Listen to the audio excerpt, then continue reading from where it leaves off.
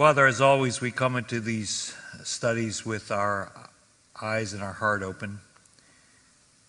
We so desire to know your truth, but in knowing your truth, we live in a world where people claim to know different truths. And we realize that if we're going to be wise in the way we minister and serve in this world, we're going to have to understand the culture around us. You've called us to love one another, and part of loving is listening and understanding. And we want to understand our context and our world. So, Father, we just ask as we look through these concepts that you would give us clarity and insight and help us to see how you might want us to communicate with our friends and neighbors that come from this tradition. May we do justice to their thinking, but also be open to your leading as to how you wish us to have these conversations about your way and your will. And we ask this in Christ's name. Amen. So as I said, tonight we want to look at what are called the 5 pillars of Islam. They're the essential beliefs and practices. These are required of all Muslim people. And while each of the pillars in and of themselves are found in the Quran, mentioned in various occasions and in various ways, the collection of them together as the 5 really come from what we see as the Hadith. And you'll remember from our earlier discussions, Hadith is those collections of traditions that various folks have put together over the centuries. And one of the collections, called the Bukhari collection, pulls this hadith or this tradition from the second, or from this individual called Ibn Umar. And in that tradition, it says that Allah's messenger, which we recognize as a description of Muhammad, said Islam is based on the following 5 principles, and then he lays them out there. So when you ask the question, where do the 5 pillars come from? Well, it's from Islamic tradition, from this notion of the Hadith.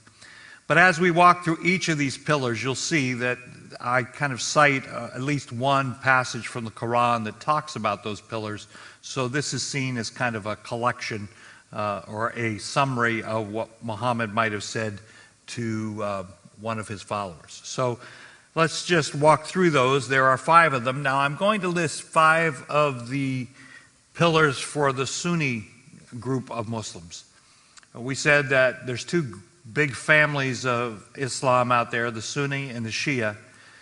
The Sunni are 90+% of the Muslims in the world, so we're going to focus on their 5 pillars. The Shia have another definition of the 5 pillars and associated beliefs and practices. Unfortunately, time will not allow us to go into their traditions, but so you need to be aware, this is the 5 pillars for the majority of the Islamic tradition.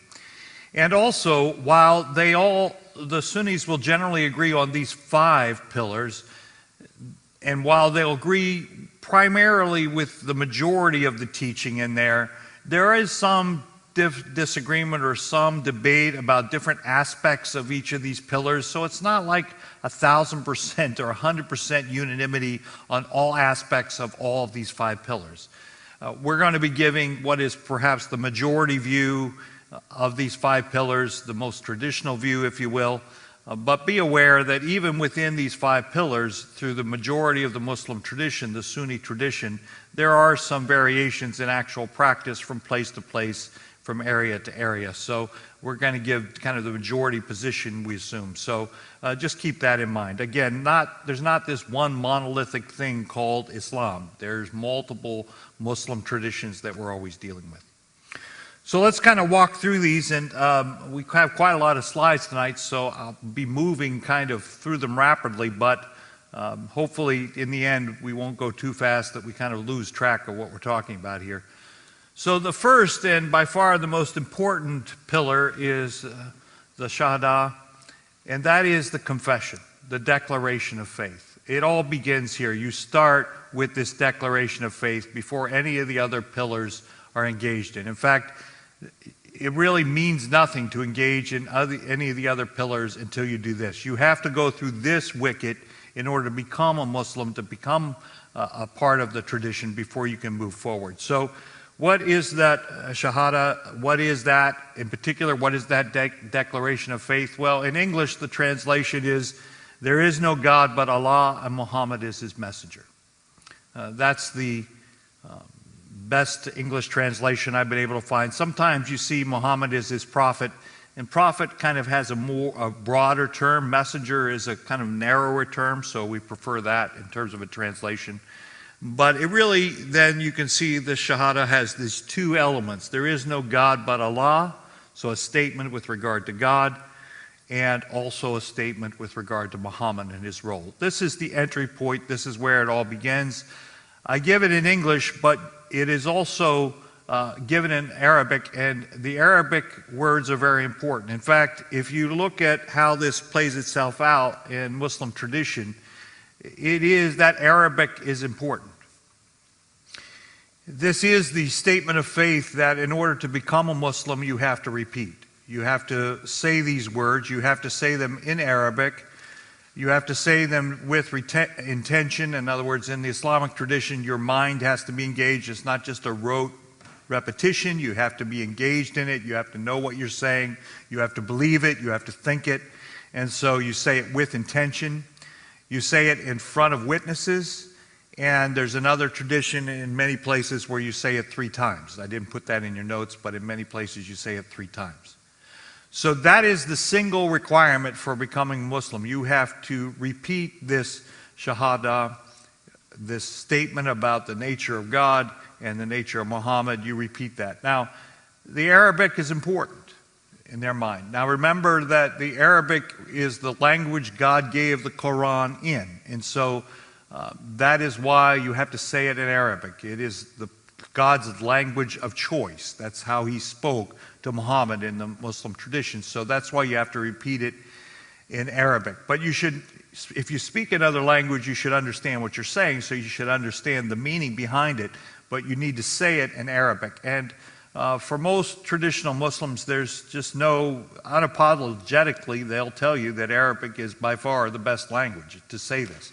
It is the most spiritual, it's the most beautiful, it is the most expressive, and so it is a rather rigorous insistence that when you repeat this Shahada, you say it in the language in which God gave it, which is the Arabic. So that's how you become a Muslim. That's how you walk through the tent or walk into the doors and begin the practice.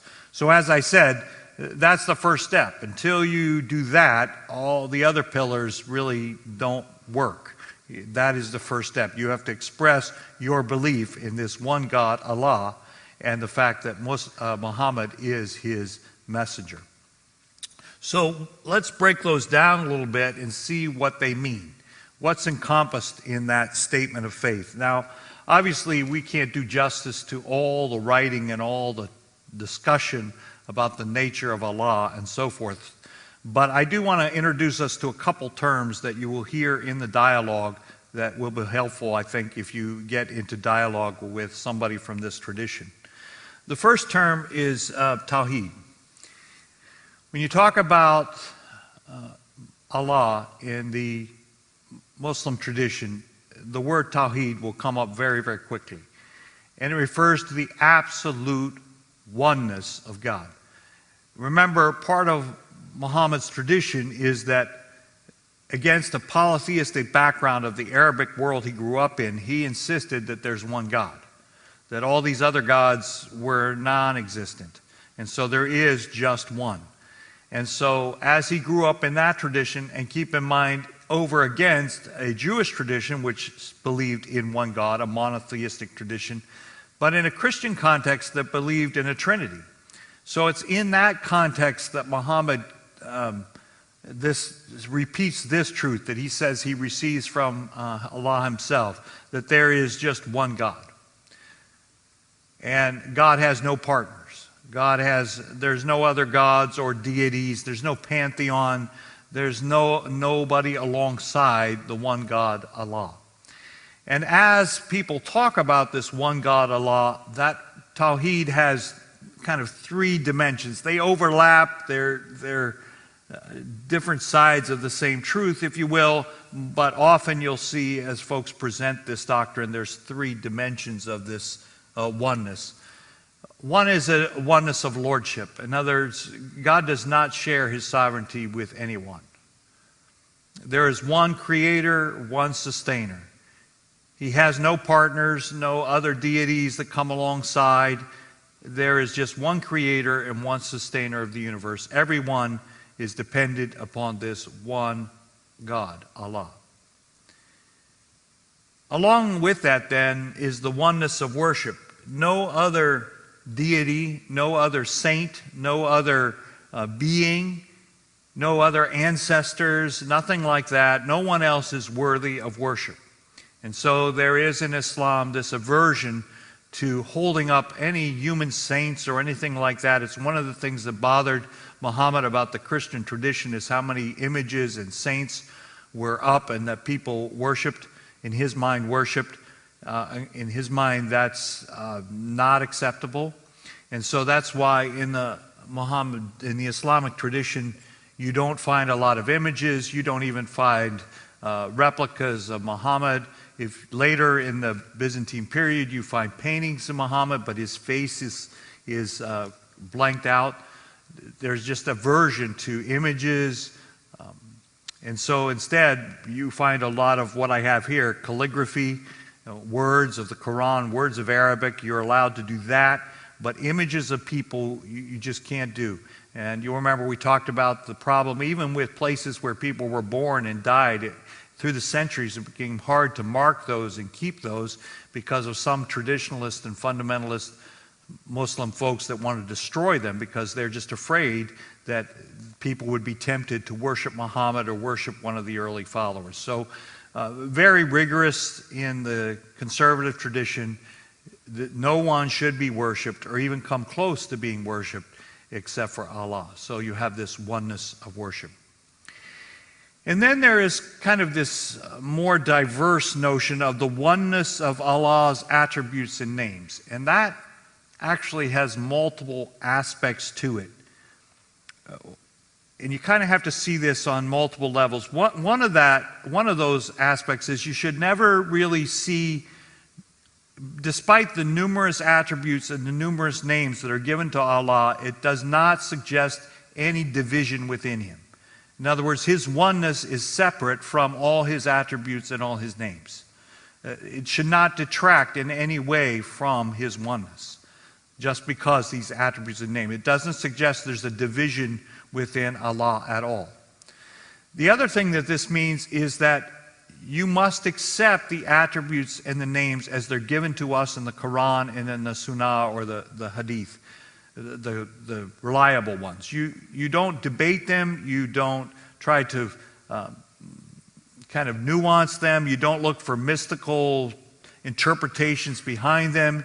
You accept them at face value. This is what God intends us to know about himself. You don't go after the mystical God behind this. Now, obviously, the Sufi tradition will play with this, but in the traditional Sunni position, you accept the names and the attributes as they're given. You don't try to uncover a God that has not been revealed.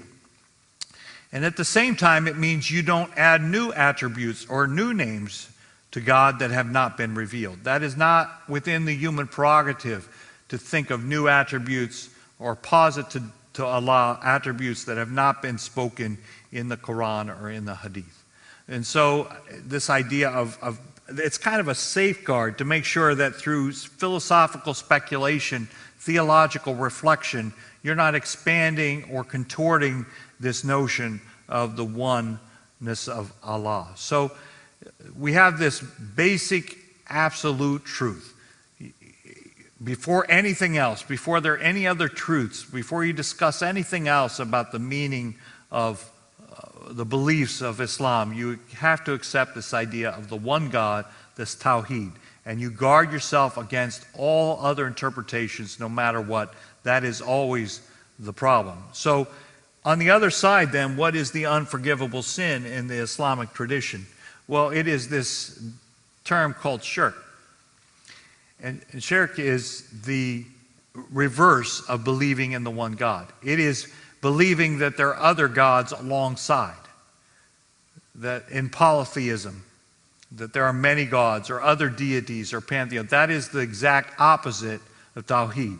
And so we give you this quote from the Quran: God does not forgive the worship of others beside him, though he does forgive whoever he will for lesser sins, for whoever does this has gone far, far astray. Once you start allowing other gods, you've fallen off the planet. You're lost. So that is the real sin. Now, what does this mean with regard to Christianity and this doctrine of Trinity? And it's interesting that as you read through the Quran, I don't believe you get a clear picture. Now, folks go out there and debate this, that, or the other. The truth is, as I read the Quran, and this is my opinion, just one person from having read through it, it seems to me the Quran is not entirely clear with regard to this Christian notion of Trinity. Now, to be clear, they don't believe in it. They think the Trinity is a bad idea, and I'll show you a quote with regard to that in a moment.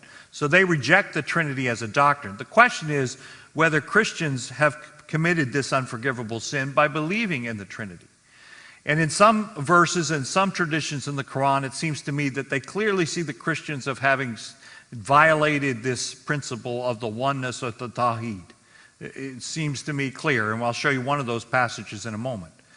But on the other hand, there is this notion that Christians and Jews have kind of their own rule, and they're not lost entirely because they have most of it right. They just haven't gotten all of it right. And so there's this idea that Christians or Jews are not entirely lost. So honestly, as you read through the Quran, in my opinion, we're not sure whether Christians have committed this sin or not.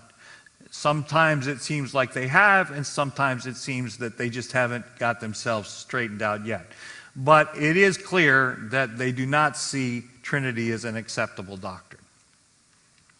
So those are the two alternatives. Tawheed, believe in the one God, the oneness of God, and Shirk, seeing that God has partners.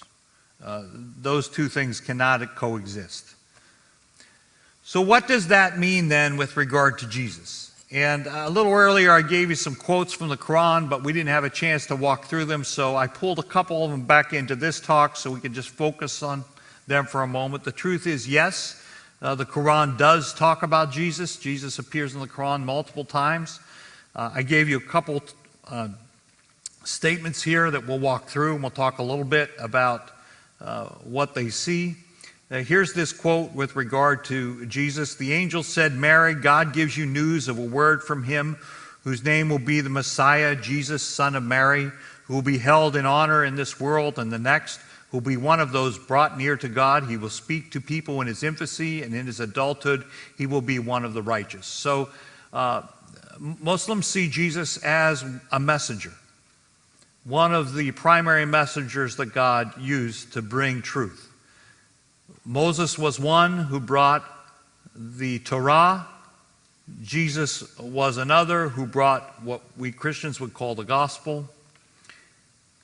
So Jesus is a prophet, a messenger given this word. Muhammad, of course, they would see as the prophet who then brings the Quran, which is the perfect word, the word that fulfills all the other words. They would not accept the New Testament as an inspired word. They believe the New Testament is a corrupted version of the original gospel, that we've lost the original gospel of Jesus. The New Testament that Christians use, they believe, is a corruption. That's not the message of Jesus. The message of Jesus has been lost. But Jesus, they do see to be a prophet of God, a messenger of God, who brought a message from God, but now has been superseded, or at least perfected, in what Muhammad has to say. Now, what does that say with regard to the divinity of Christ, or the divinity of Jesus? Is he the Son of God? Well, we have a very specific statement of that, again from the Quran.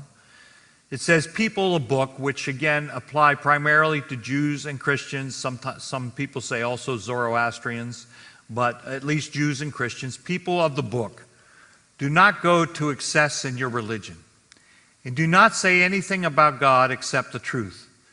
The Messiah, Jesus, son of Mary, was nothing more than a messenger of God. His word directed to Mary a spirit from him. So believe in God and in his messengers, and do not speak of a trinity. Stop this. That is better for you. God is only one God. He is far above having a son. Everything in the heavens and earth belong to him, and he is the best one to trust. So an explicit rejection of Jesus as Son of God. Now, he is referred to as the Messiah, but it's important for us to understand this is not Messiah in the Jewish way of thinking, or even the Christian way of thinking, that someday he would return to bring the kingdom to a close and judge the living and the dead. No, that's not the Muslim version or view of Messiah. In their view, Messiah simply means anointed one, so he's anointed to have a job, anointed to do something, to be this messenger. And what they do believe Jesus will come back, but it's a different version of his return. In fact, most Muslims will tell you that Jesus was never truly crucified. He never died. Another person was put in his place that looked like him, but Jesus never died. He was caught up to be with Allah. And someday Jesus will come back to finish his mission. He will come back. He will proclaim the gospel, and he will die again prior to the general resurrection.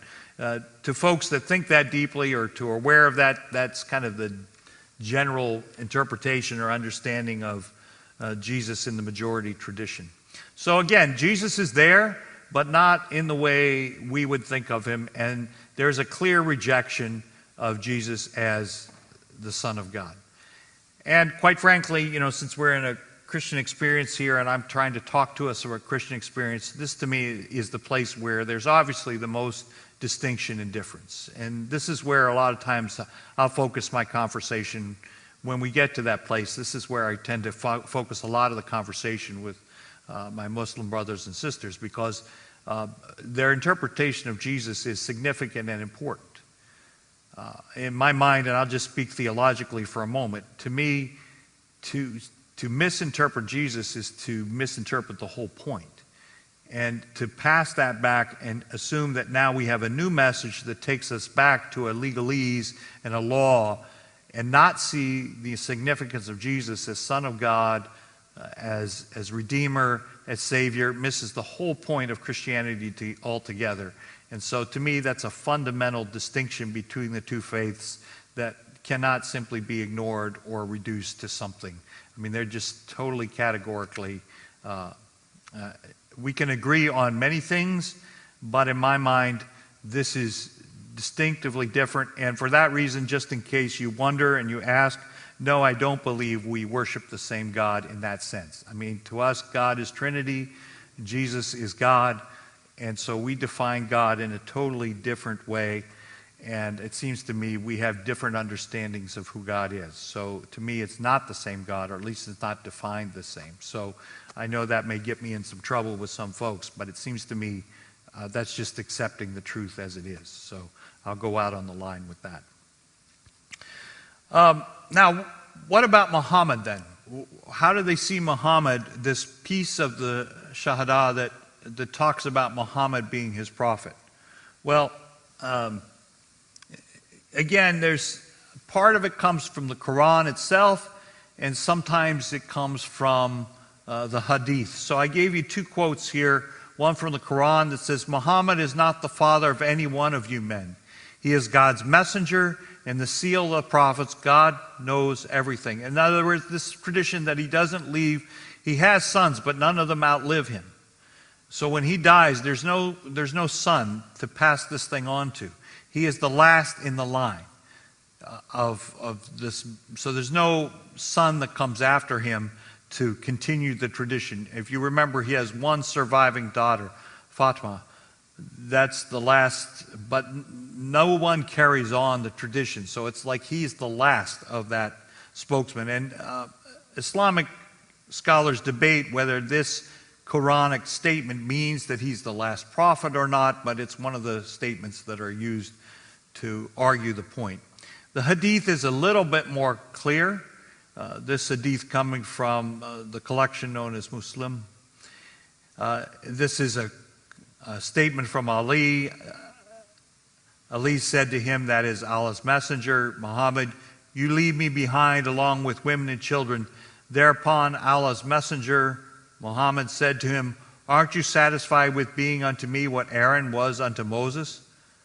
But with this exception, that there is no prophethood after me. So there you have Muhammad saying, specifically quoted in the hadith, that the prophethood ends with him. So Muhammad is the Rasul, or the messenger of Allah, and there would be no prophet after him. That is the end. Now, what about some of the other prophets that are mentioned? Remember, I said there's a distinction between a messenger that brings a word from God, and we have Moses and Jesus and now Muhammad. What about other prophets? Well, there are other prophets in there too. Some names that you will recognize from the Jewish Tanakh or the Christian Old Testament. I put this quote in here from the Quran.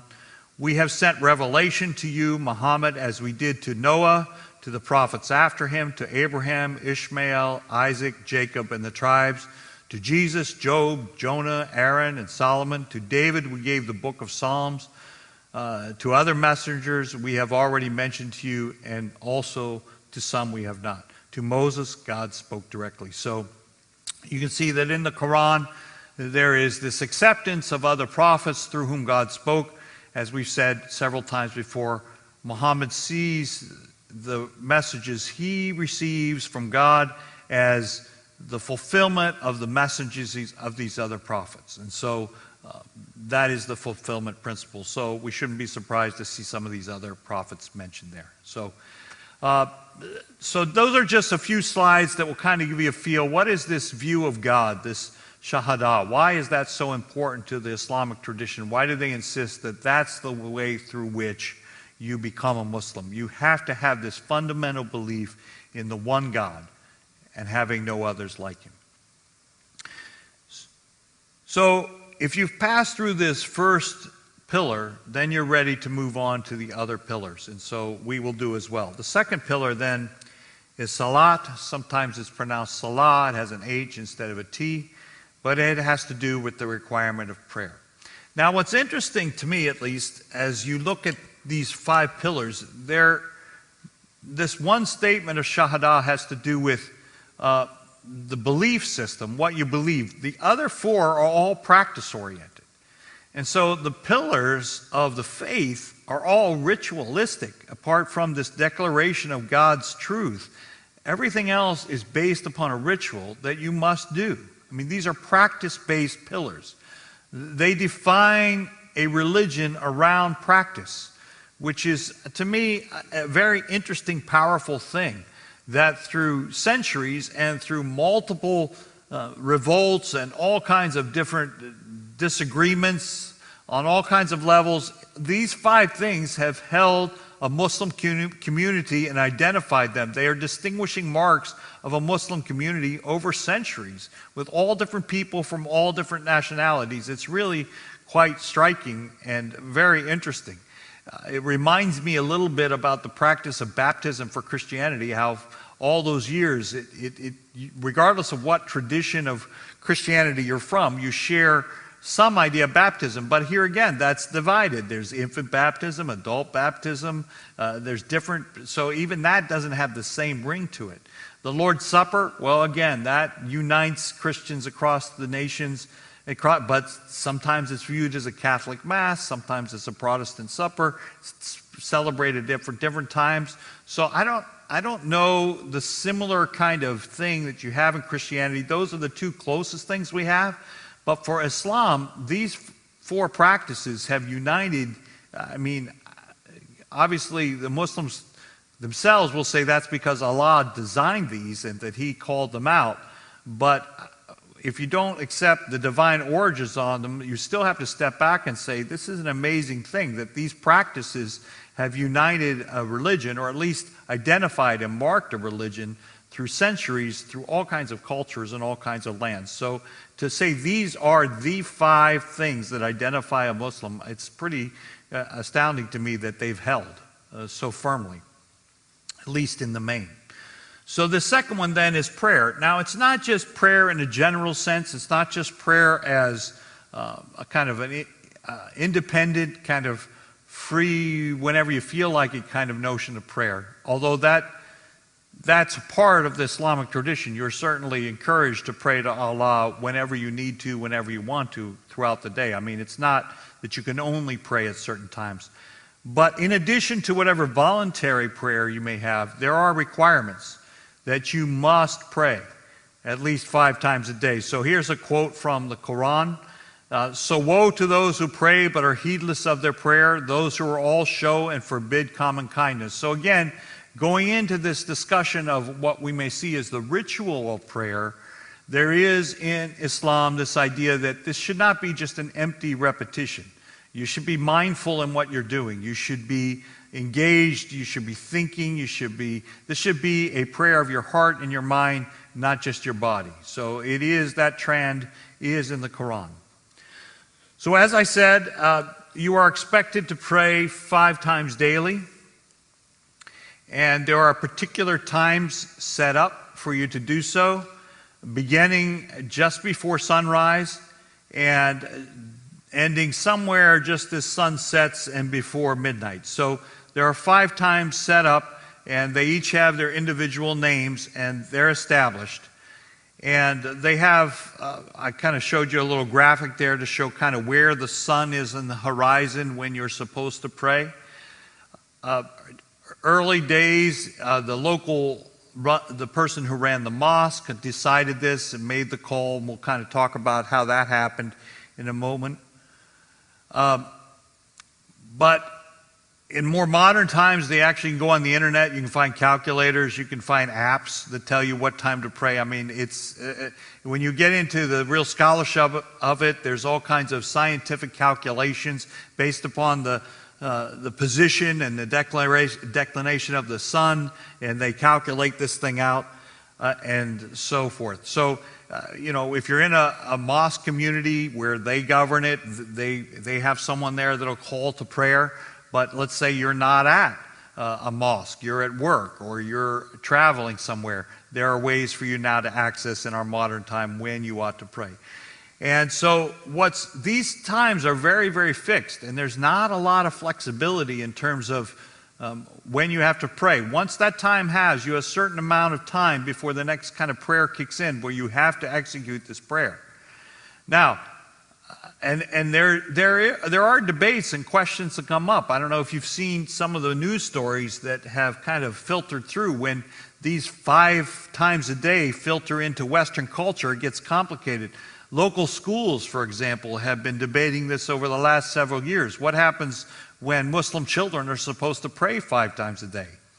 I mean, apart from the whole prayer in school situation that Christians always have to face, how do you allow Muslim children to do that, to be called out of school? And various school districts have had to try to solve this problem in different ways to allow children to pray their 5 times a day.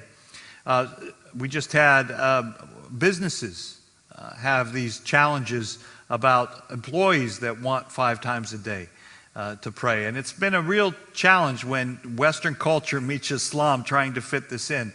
But the Sunni leadership, the kind of the clerics that are in charge of this, I mean, there's really little wiggle room for these times. Now, they will tell you that there are different ways to pray. You may not have to go through the whole ritual of prayer the way you would if you were at a mosque or you had the freedom. But even if you're driving a car and you're on this long journey, you're in a plane, and there's no room for you to do this, you still have to pray.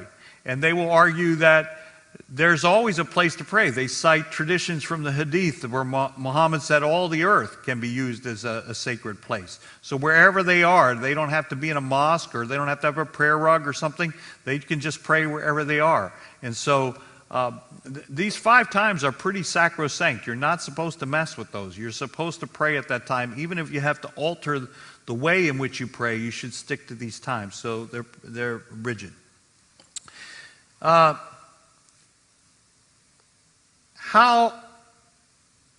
does one get called to prayer?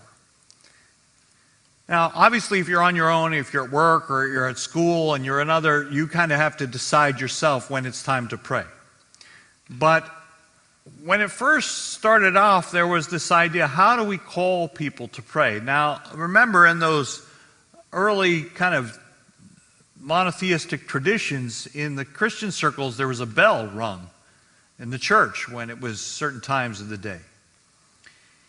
In the Jewish tradition, the shofar went off to tell you what time certain things happened. So what about in the Islamic tradition? How are we going to announce that it was time to prayer? And so the tradition goes on that Muhammad and his companions were discussing this and whether they should use the bell of the Christians or the shofar of the Jewish people, and it was determined that no, the beauty of the human voice should be used to call people to prayer.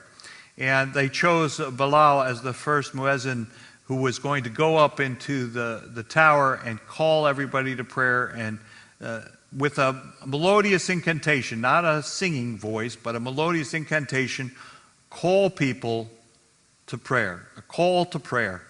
And I cited this thing from one of the hadith. It says, "Who will watch out for dawn for us so that we do not sleep and miss the dawn prayer?"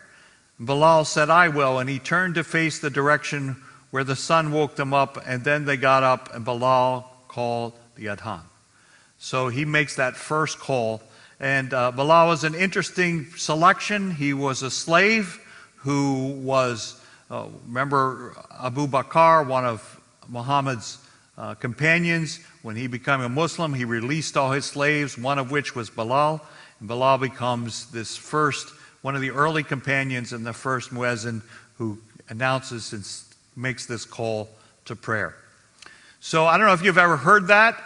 If you didn't know what it said and you didn't understand the theological content of it, when you listen to it, it really is a beautiful sounding voice when you hear it kind of being called out. What are those words, though? I mean, obviously, as Christians, we wouldn't agree with the content, but this is what that person is saying in Arabic when they're making this call for prayer. Allah is most great, Allah is most great. I bear witness that there's none worthy of being worshipped except Allah. I bear witness, and they repeat that, I bear witness that Muhammad is the apostle of the Allah. Come to prayer, come to prayer, come to success, come to success. Allah is most great, Allah is most great. There's none worthy of being worshipped except Allah. That's when you hear the Arabic being called out from the minaret, that is what they're saying. It's an affirmation of a version of the Shahada, the statement of faith. They're being called to prayer at that point. Now, we mentioned a little earlier, and just to remind you in case you weren't there or in case you may have forgotten, that there seems to be in the history a turn in direction. You remember when Muhammad goes to Medina, he goes north of Mecca. And apparently, while the early tradition faced toward Jerusalem, which was north from Mecca, to pray, they faced toward Jerusalem north. But when they moved to Medina, they had a choice to make, because now Medina and Jerusalem were not both to the north. Jerusalem was to the north, and Mecca was now to the south. And so when they moved to Medina after the great Hijrah in 622, now there was a decision to make. And Muhammad apparently receives this new revelation, and at that point, instead of facing north to Jerusalem, they now turn around and face south to Mecca. So there are a couple passages from the Quran and one from one of the hadith, again from the collection of Bukhari, which generally seem to be one of the authoritative collections. There's this idea that when they first prayed to Jerusalem, now they turned south and prayed towards Mecca. And so that's why throughout all the world, wherever you are, you should know where Mecca is. Remember, Mecca was the place where the Kaaba is located. We're going to look at where the Kaaba, you remember that when we talked about that was the place viewed as this altar that Adam had built and then that Abraham had rebuilt with his son Ishmael. That is seen as the center, and so now you face toward Mecca as you pray. Now, what do you pray? Well, there are fixed words that are supposed to be spoken at each of the 5 times. And while there's some commonalities in each 5 prayers, they are different for each kind of different levels of repetition and so forth. And again, you pray in Arabic. Those 5 prayers, you must learn the Arabic prayers. Again, those are the words that Muhammad asked you to, or that were revealed to Muhammad. That is what Allah, the words given to Muhammad, so by Allah, so those are the words you're supposed to use. You're supposed to pray in Arabic. So regardless of your tradition, regardless of your native language, when you make these 5 prayers a day, you must learn the Arabic language to say them in. And so there are all kinds of tutorials out there to teach people how to do that. And again, I put a huge group of women praying. This falls on all men and all women. When you pray, there are different traditions or different positions you go through. And these are kind of the different positions. I pulled this from the BBC site, an illustration of them. Again, each one of the prayers, the 5 throughout the day, you do different motions in different orders, but there are different positions you pray in, and you go through these while you are saying words, and at each position you say different parts of the prayer. All right. There's also rituals in preparation for the prayer. The idea, again, that you're supposed to be mindful of this prayer. It's supposed to be an intention thing. So you're supposed to have your mind focused on what you're praying about. Well, you need to be prepared. And there is this preparation of cleansing, the ablution or the wudu. It is you washing yourself and getting ready to pray. And so there are washing stations in multiple mosques. I show you a picture here of one in Jakarta where people wash getting ready to pray. The idea is you should be cleansing yourself outwardly. You're supposed to wear clean clothes, bodily secretions, all that stuff. You shouldn't go to pray with any of that on you.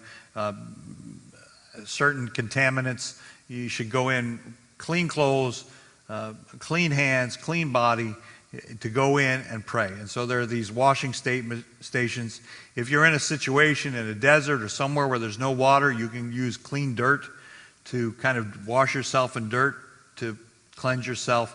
But the whole idea is don't walk in to pray without going through some sort of ritual to cleanse yourself before you start this preparation for prayer.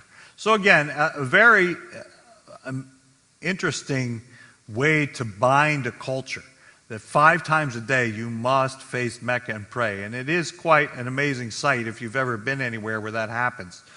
It is astounding, and it is an interesting reality in a Western culture that kind of makes that more and more difficult to make happen. So it will be interesting to see how that culture, as the number of Muslim people here, and I think we're somewhere around 9 million Muslims now in this country, to see how that fits into the culture. It should be interesting.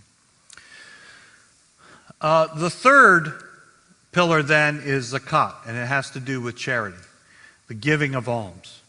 And this is very important in the Quran, the giving of alms to the poor. Some people theorize that may have something to do with the fact that Muhammad grew up as an orphan, adopted or kind of raised by family members, born into a relatively poor and obscure family.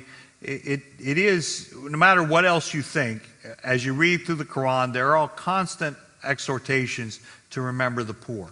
And so that's actually institutionalized in Islamic culture in this almsgiving called the zakat.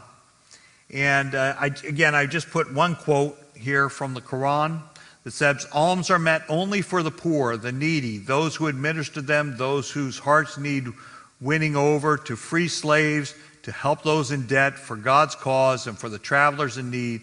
This is ordained by God. God is all-knowing and wise. And so this is one of several passages you find. And if you go into a mosque, you'll often see boxes like this, the zakat box, or a box for giving the zakat and deposit when you go to a mosque. So you'll see those in many places. So what is the zakat then? What are we talking about? Well, the Arabic word itself simply means to purify. And the idea is that when you give this zakat, this alms, you are purifying yourself, you are purifying your mind, you are purifying your wealth, you are consecrating it to God. And so I pulled this quote from a website that was meant to teach you about zakat. The number that's landed on there is 2.5%. Now, if you go and read through the hadith, how do you figure out, how did they get to 2.5%? Well, if you read through some of the traditions, they have long stories in there about if you have so many camels, give this many camels. If you have so many sheep, give this many sheep. And they go through this long exhortation of what numbers you should give if you have this, if you have silver, if you have gold. And so the kind of the number they came up with is 1/40th, 2.5%. And so that kind of in modern times, that's viewed as the number 2.5. But if you wonder where that comes from, that's extrapolating and translating from the hadith, from the traditions. So who has to pay this zakat? Well, as it said here, every sane, that might leave some of us out, every sane adult Muslim who possesses equal or more wealth than a certain minimum called the nisab. And if you make this certain minimum for one lunar year, you have to pay in any given lunar year, when you make that initial amount, whatever that minimum is, then within a year from there, you have to pay this 2.5. And this person is known as the Sahib Nisab, the owner of the wealth. And it is whatever this amount is, you have to give 2.5% of that. So if you're a sane adult person that makes over a minimum amount, you have to pay that. So what is this minimum amount? Well, this is where it gets fun. We actually now in today's age have calculators to help you determine what is that minimum amount. And again, taking from tradition, the baseline measurement that most folks take is this 87.5 grams of pure gold or 625 grams of silver. Those are the two kind of mathematical statements that they find in the hadith. And then they go to the local paper and find out what is the current price of gold, what is the current price of silver, and that determines what your worth is and what is your, if you've made that, that's kind of the base level. And once you've hit that number, anything above that now, you have to pay this 2.5%. And it gets more complicated than that because what counts as wealth? What do you do with debt? What do you do with jewelry? What do you do with assets? What do you do with 401ks? And so welcome to the 20th century, 21st century. They actually have, you can go right online to the zakat calculator and go in there and put all this stuff in there and it will tell you whether or not you owe any zakat and how much you owe. So we're in a new world about this stuff. But it is a very complicated, and again, from tradition to tradition and place to place, people debate what you should pay. So when is that zakat due? And again, I mentioned that earlier. It's within, you become liable for that on the day that you meet your minimum, whatever that is. And you're supposed to pay that as soon as possible within the year after you make it. And most people want to pay during the month of Ramadan, the holy month of Ramadan, because in the Quran, in the tradition, there is this belief that if you pay your zakat during Ramadan, there are extra blessings that pertain to you. And so it is a requirement. Now, what kind of requirement is it? Who's authorized to accept this zakat? Who has the authority to collect it from you? Interesting question. In countries, and we looked a couple weeks ago at these maps where in some societies the Sharia law is the law for the land. That is, it is a Muslim-run country like Saudi Arabia, for example, where it is part of the tradition of Sharia law. Now, in countries like that, it's a legal requirement for you to pay the zakat. And what I put here is the emblem of the Department of Zakat and Income Tax. So, I mean, they collect it as part of a government agency. They collect this zakat. I was trying to figure out how we can make tithe one of those departments. I would love to make tithe one of those departments, but I don't know if we can get that through the Congress. But this is the if you're in that kind of place where Sharia law is the governing principle, they collect. And you'll remember some of the controversy in this so-called worldwide caliphate of ISIS. We'll talk about radical Islam next week, but they went into some of these places and imposed zakat on the local population. But remember now, the zakat is supposed to be this voluntary contribution from Muslims, but not, I say voluntary, it's mandatory, but it's supposed to come from your heart and your desire to please God.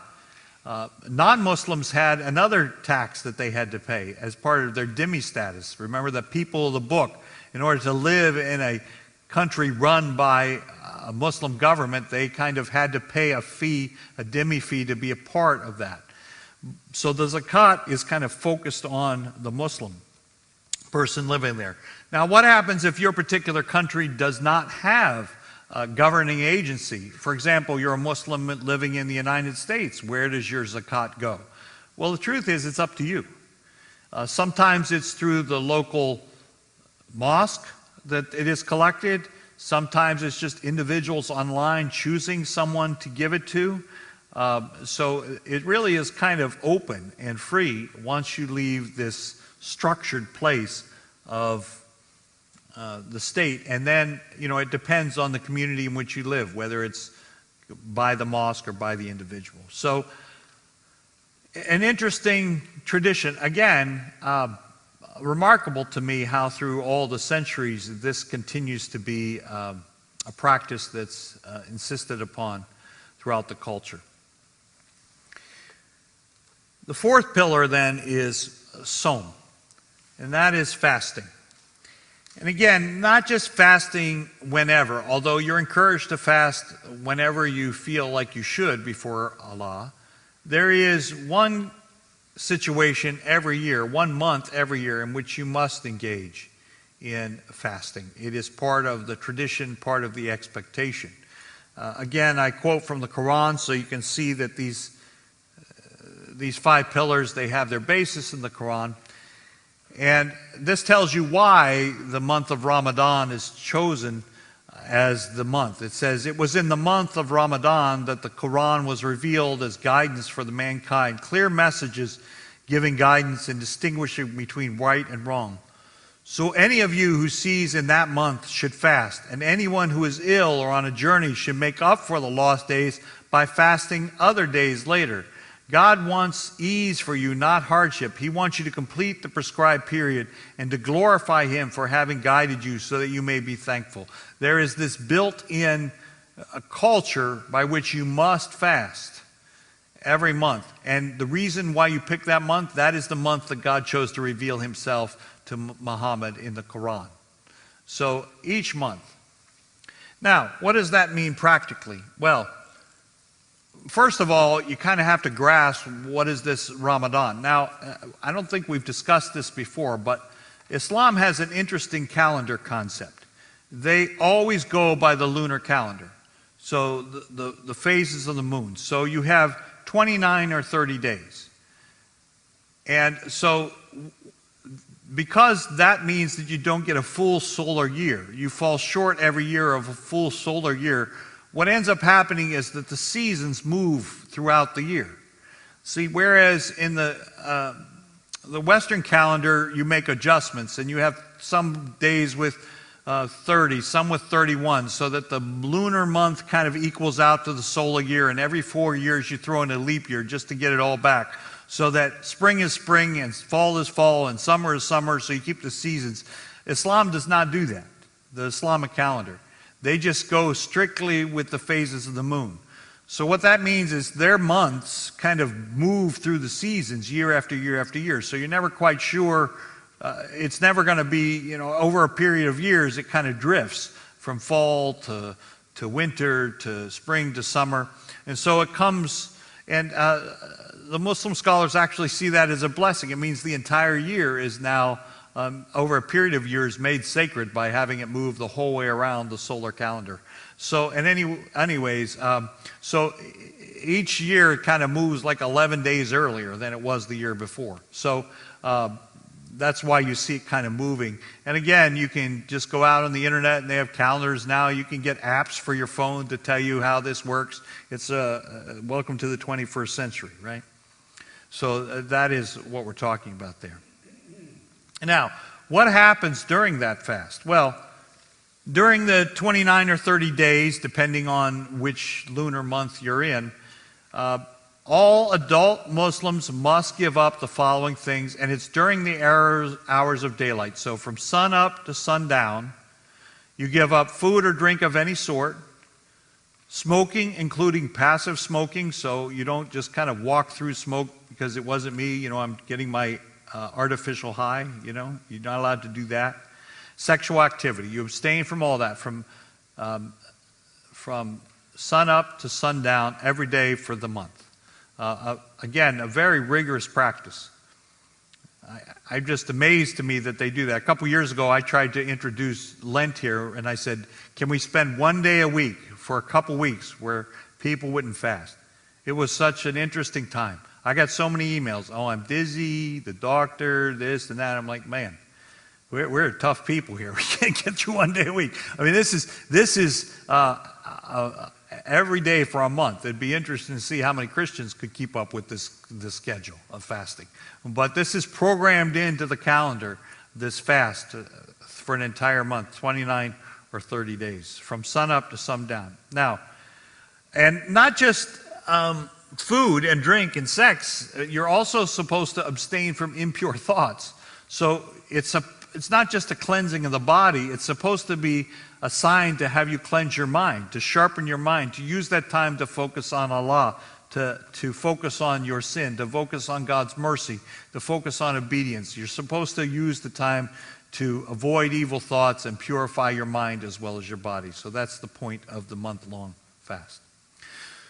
So you can, of course, eat before sun up and sundown, and so there are in mosques and different places ritualistic kind of meals that are had before sun up, sundown. Here's a meal laid out with figs. That's kind of the way you, quote, break the fast. So they have breakfast at night after the sun goes down. You're breaking the fast, literally.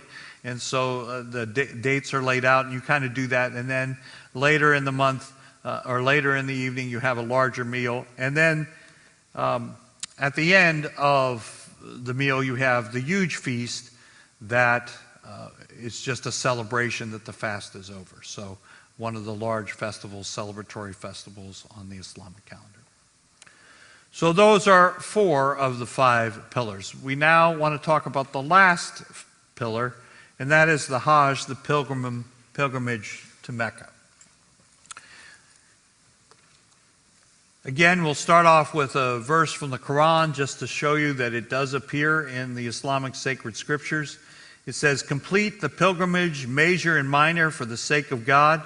If you are prevented from doing so, then send whatever offering you for sacrifice you can afford, and do not shave your heads until the offering has reached the place of sacrifice. And this just talks about there's a major and a minor pilgrimage to Mecca. We're going to talk about the major one. We don't have time to talk about the minor one, but there are shorter versions of this pilgrimage you can make. If you can't make the major one, at least try to make a minor one.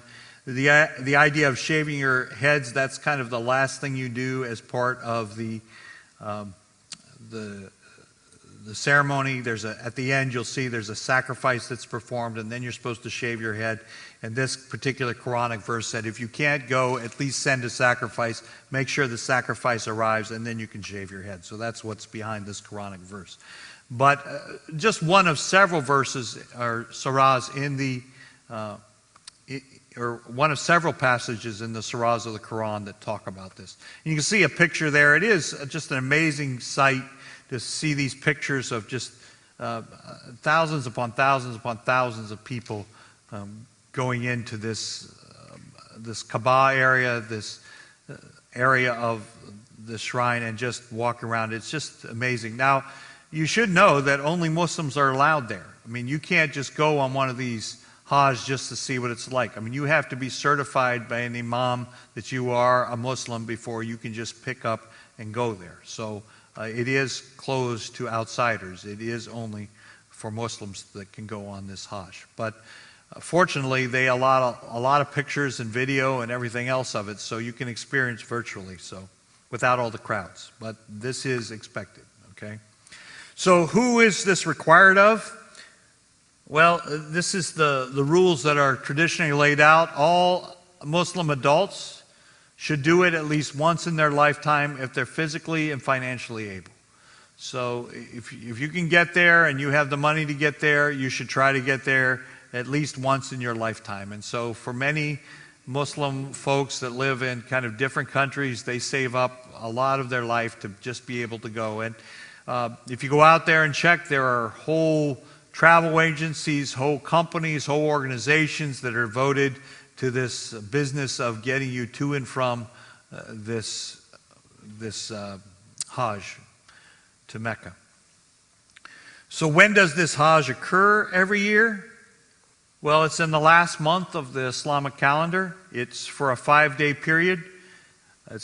And again, just like we saw with Ramadan, this kind of moves all the way through the seasons because of this lunar calendar that the Muslims use.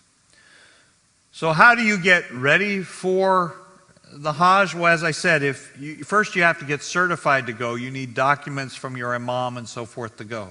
But after you actually get there, and there are elaborate travel agencies and buses and everything else to take you there. But your first step is to go to one of these kind of entry stations called the Miqat, and that's where you go in and kind of get ready and get prepared for the next part of your journey. And part of the preparation then is a state of purification called Ihram.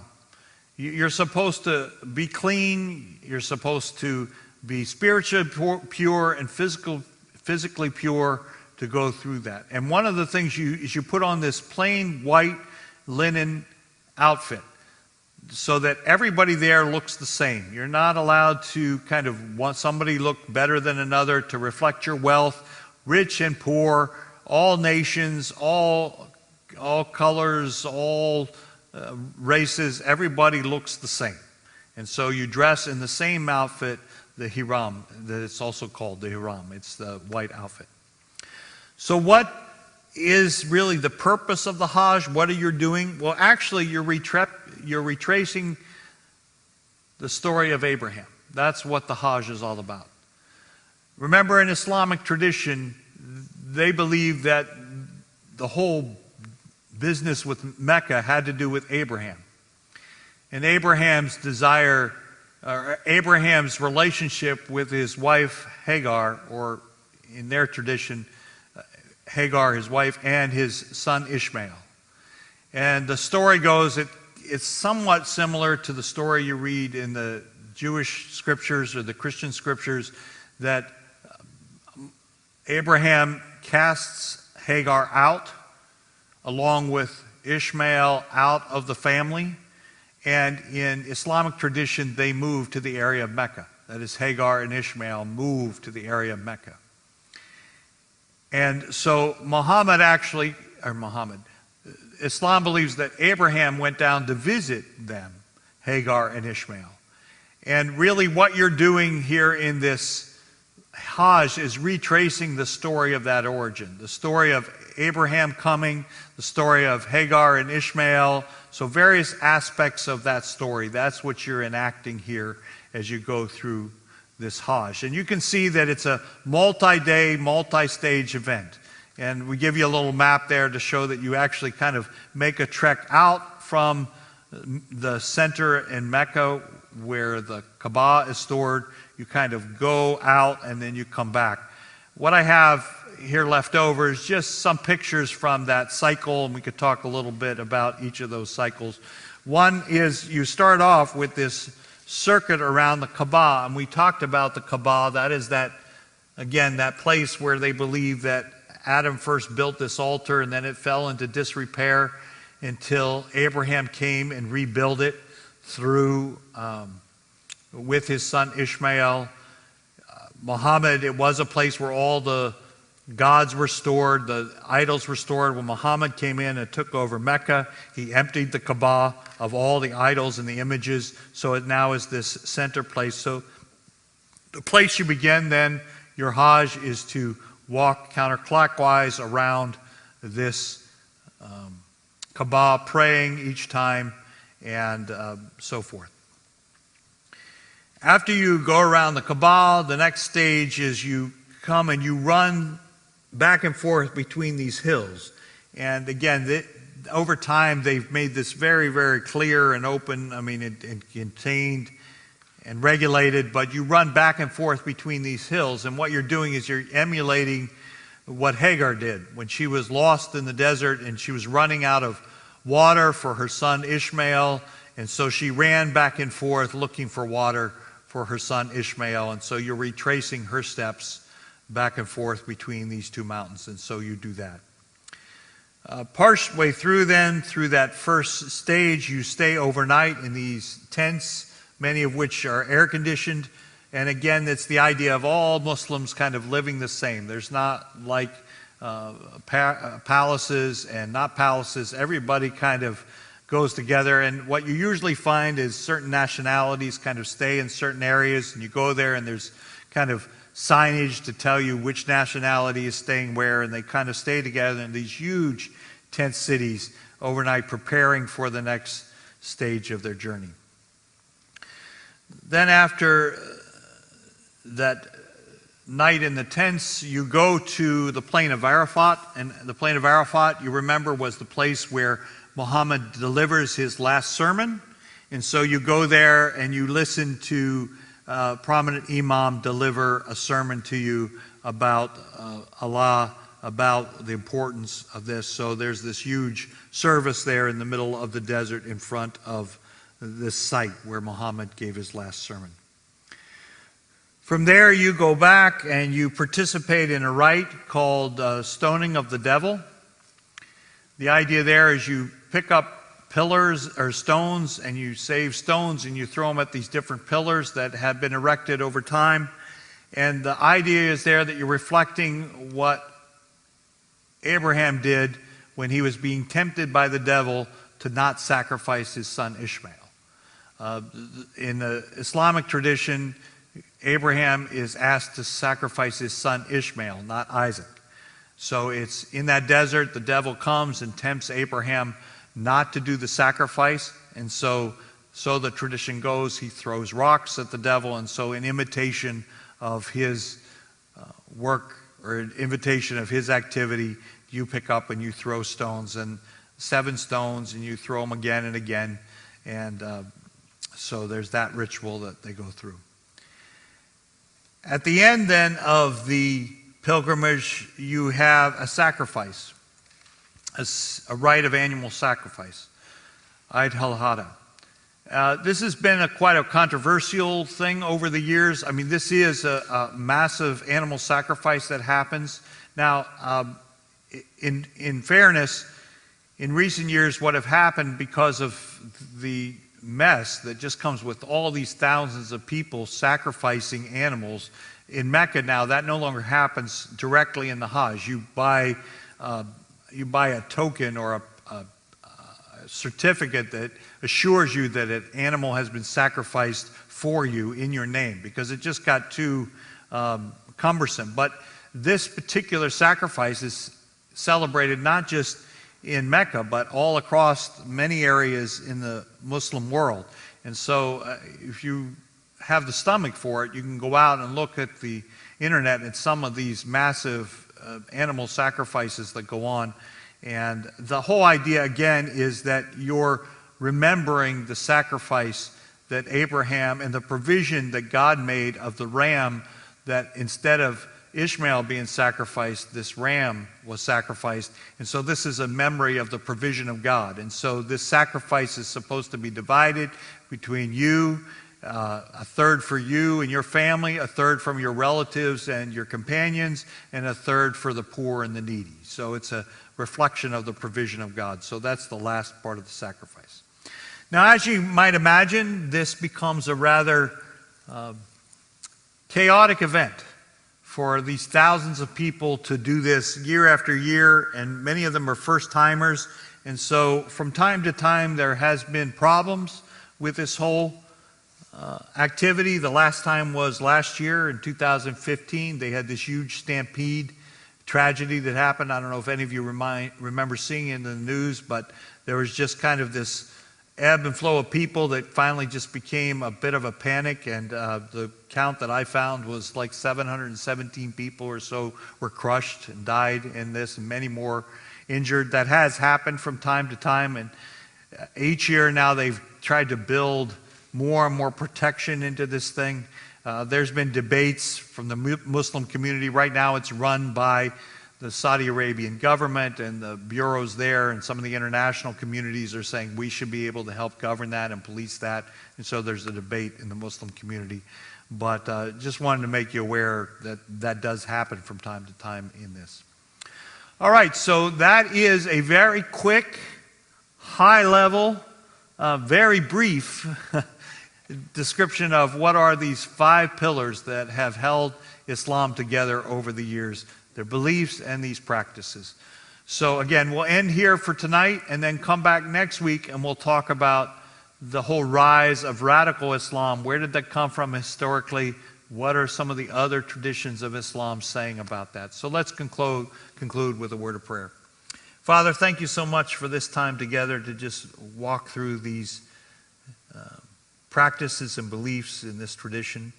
Again, our goal is to just learn and know our world and know our context and know the culture that surrounds us, so that when we engage in conversations with folks from this tradition, we can go and do that meaningfully, reflectively, wisely, and that through us somehow they may come to see the truth about your Son. And we ask this in Christ's name.